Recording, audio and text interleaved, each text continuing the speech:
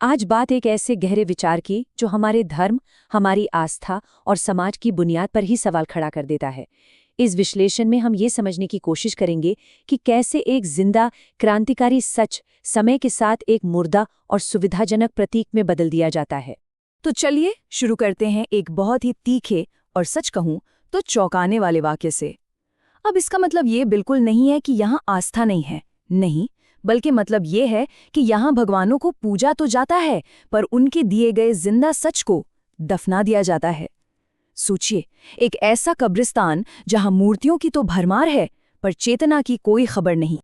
यहाँ पर तर्क ये दिया जा रहा है कि जब भी कोई बुद्ध, कृष्ण या नानक जैसा इंसान एक क्रांतिकारी विचार लेकर आया, एक ऐसा सच जिसे जीना था, जिसे महसूस करना था, तो समाज ने क्या किया?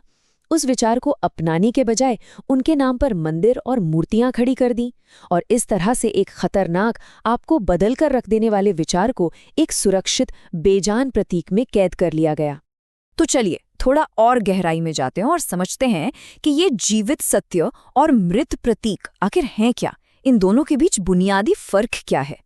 एक तरफ है जीवन से भरा हुआ सच और दूसरी तरफ है पत्थर का एक प्रतीक। देखिए, जो जीवित सत्य है ना, वो आपसे बदलने की मांग करता है। वो खतरनाक है। क्यों? क्योंकि वो आपकी बनी बनाई मान्यताओं को चुनौती देता है। वो अप्रत्याशित है, अनप्रिडिक्टेबल है, और आपको आपकी आरामदायक नींद से जगाने पर मजबूर कर देता है।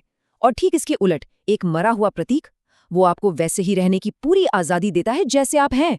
वो बिल्कुल सुरक्षित है, सुविधाजनक है, और आपकी गहरी नींद में कोई खलल नहीं डालता। अब पूजा को लेकर भी एक बहुत अलग नजरिया सामने आता है। स्रोत के मुताबिक जिसे हम पूजा कहते हैं, वो अक्सर भक्ति या प्रेम से नहीं, बल्कि डर से पैदा होती है। ये उस अनजान सच का डर है और खुद को बदलने का डर है।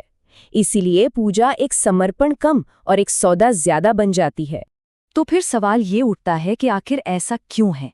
क्यों समाज एक मुश्किल, जिंदा सच की चुनौती के बजाय एक आसान, मरी हुई मूर्ति का आरामदायक रास्ता चुनता है?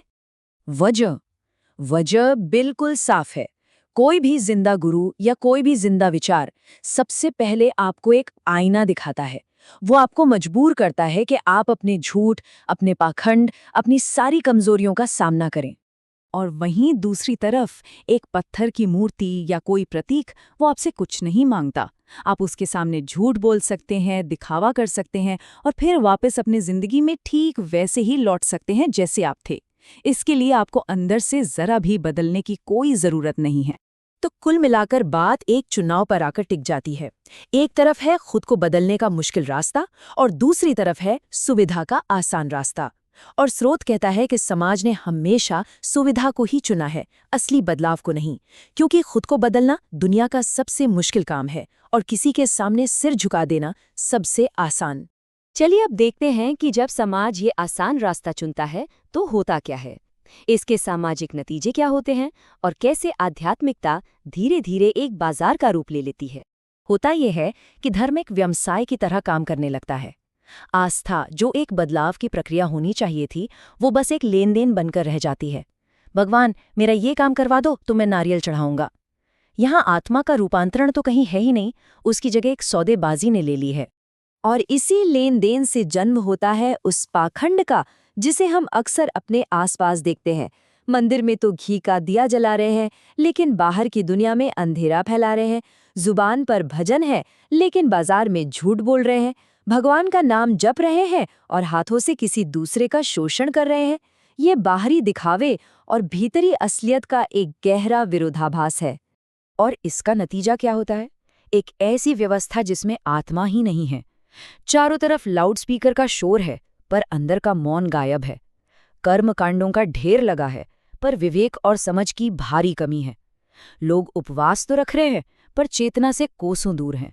शास्त्र पढ़े जा रहे हैं, पर अनुभव बिल्कुल शून्य है। लाखों की भीड़ तो है, पर एक भी जागा हुआ इंसान मिलना मुश्किल है। तो सवाल ये है कि क्या इसका कोई हल नहीं है? स्रोत के मुताबिक एक रास्ता है, और वो रास्ता किसी भीड़ या संगठन से नहीं, बल्कि इंसान के अपने अंदर से शुरू होता है।